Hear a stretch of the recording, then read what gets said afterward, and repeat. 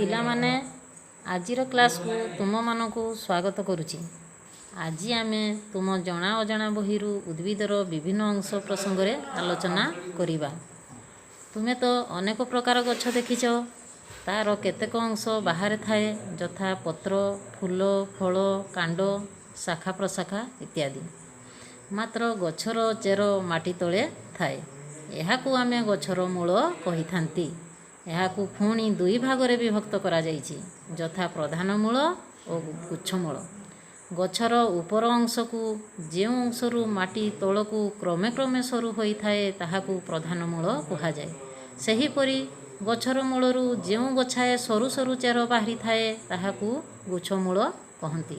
ଉଦାହରଣ ସ୍ୱରୂପ ଆମ୍ବ ଗଛ, ପଣସ ଗଛ, ବେଲଗଛ ଇତ୍ୟାଦି ପ୍ରଧାନ ମୂଳ ଓ ଧାନ ଗଛ, ମକା ଗଛ, ଗହମ ଗଛ, କଦଳୀ ଗଛ ଗୁଚ୍ଛମୂଳ ଅଟନ୍ତି।